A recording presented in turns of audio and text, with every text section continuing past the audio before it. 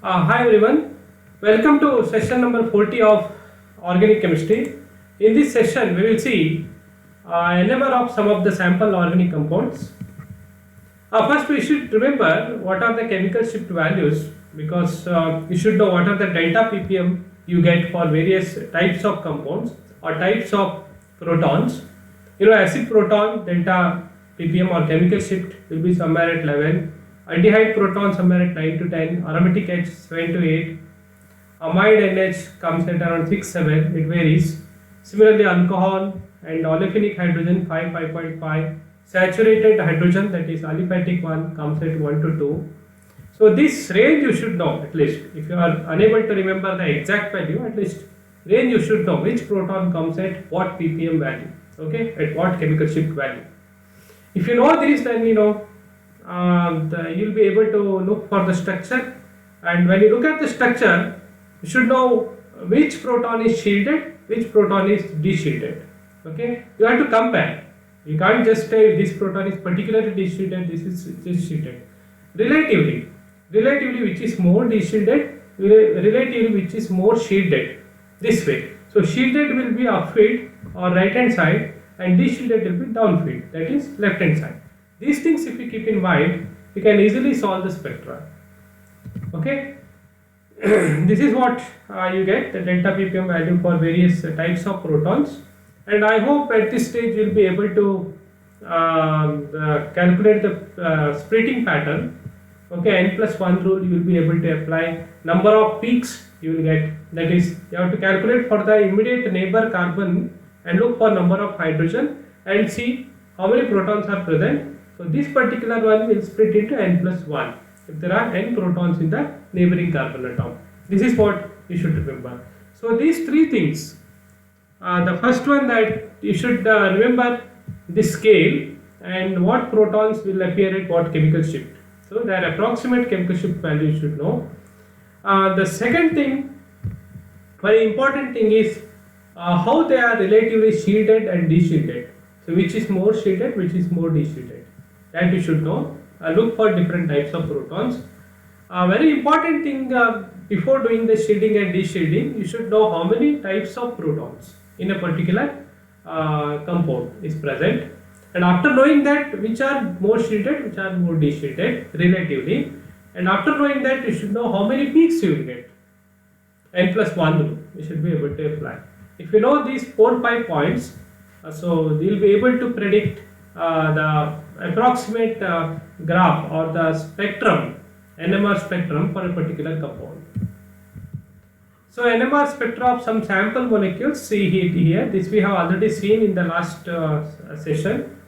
So 1,1 dichloro it is, okay, 1,1 it is dichloro, and 2 chloro it is, 1,1,2, so trichloro, 1,1,2 trichloro, it is ethane. So if you see it, this one is one type proton and these two are one type of protons. So these two are split by this and this is split by this, okay, and where this will figure.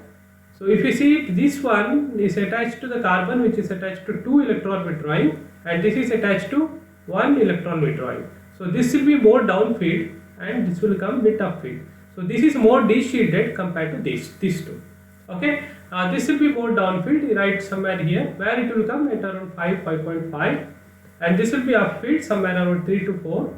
And how this will appear? This will appear into doublet because it is split by this proton into doublet. So this is doublet. And how this will appear? It will appear into triplet because of this 2 plus 1, it is triplet. And see the height ratio, this is 1:3 because there are 1:2. Because there are two protons of A type, there is one proton of B type, so this should be 1, this should be 2, 1:2, approximate. Okay, in the case of benzene, so these two will come at aliphatic region and this is more deshielded, so it will come most upfield than this one because it is attached to aromatic one, so this will come here, and aromatic ring all will come at 7 close to, so it will come as multiplet. You can't exactly differentiate each ortho, para and meta proton. Only in high resolved NMR spectra you will be able to see that. Otherwise, you can just write the multiplet. and this phenolic proton comes at around sometimes 8, 9, sometimes 6, 5, 6. So singlet it has come. Okay. This one we have already seen in the last session. So now if you write this one, this CH3, one type of proton, it is split into 3 because of 2 protons here.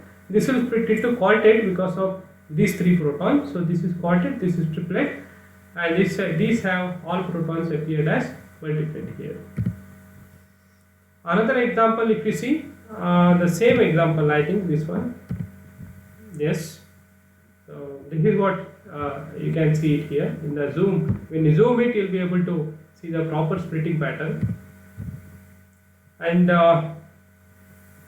this is what ethyl acetate, CH3CO, CH2, CH3. So which one is most downfield? This one, because it is attached to oxygen. Then comes this, then comes this. You can see the delta value for different types of protons. That is 3 types of protons here. So we will get 3 peaks major, and each will now split.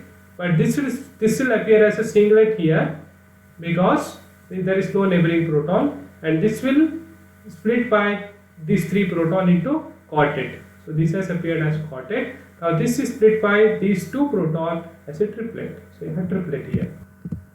So this is proton NMR of ethanol. Whether you take wet ethanol and absolute ethanol, in both the cases there will be hydrogen bonding. If you want to avoid hydrogen bonding, you have to take very dilute solution of ethanol in CdCl3. Then there are chances. Otherwise, mostly you will see hydrogen bonding. So all splitting will be observed. See, in case of absolute ethanol, more and more association with this CH2 also. So this will be appearing as multiplet because this is split by both this CH3 and OH. Okay, here it is mostly split by this, not by OH. So this is of propane. Again, there are 3 types of protons. So each is split. I think you'll be able to make out this. One type here, another type here, another type here. But these 2 types are same. So instead of 3 types, now there are only 2 types of protons, chemically equivalent protons. So now you will see major 2 peaks, and each peak will be split. Now this 6 protons is split by these 2 into triplet. Okay. Now these 2 is split by these 6 protons into septet. Okay. So you will see 7 peaks here. Okay. 7 peaks for this, and for this it is triplet. And in case of toluene, you know how many types? 1, 2, 3, 4 types. But all HD, as I already told you, HB to D all will appear as multiplet here, and HA will appear as a singlet here because there is no hydrogen here. Ethylene, of course, all are equivalent protons. They appear as singlet at 5.5. Methylamine, so each one will be split, but because of hydrogen bonding, there is no close association. So amine will come somewhere here, methyl will come somewhere here as singlet. And amine peak you can see broad because of hydrogen bonding. Aniline, so these all mostly they come multiplet, but if you can resolve it, so these 2 will come at one place, these 2 will come at one place, this will come at one place. And NH2, which is a broad peak, which has come at 6.27. Benzene, all are equivalent protons, so appears singlet at 7.2, 7.3. Toluene, there are different types, 1. So this singlet will come here 2.1, and these all will come as multiplet here. Acetone, both the CH3 are equivalent, so you will get singlet at 2.2. Acetophenone, this is one type, second type, third type, fourth type, but these all will come somewhere here.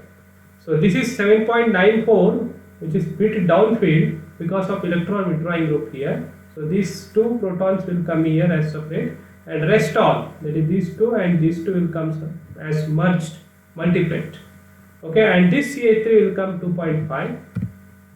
Methyl cyanide, CH3, it is not split by anything, and nothing else. CH3 singlet, that is 2 point something. Everywhere you can ask where is TMS. TMS is at 0. Okay, TMS will appear here. So it is taken, it is fixed at 0. And that's all for NMR. Sorry for that, NMR, the explanation requires lot many things. It doesn't get over within the stipulated time. But our time restriction is very short. We have to explain it in shorter time as we were advised by DC. So I'm explaining everything bit fast and in a shortened time. So sorry for that. If you are unable to understand, please go through many videos and read Pavia book. Pavia book, if you read once or twice, and if you solve some basic problems present in that, again the basic problems which is present in silver stain, you'll be able to understand very easily. Thank you for watching.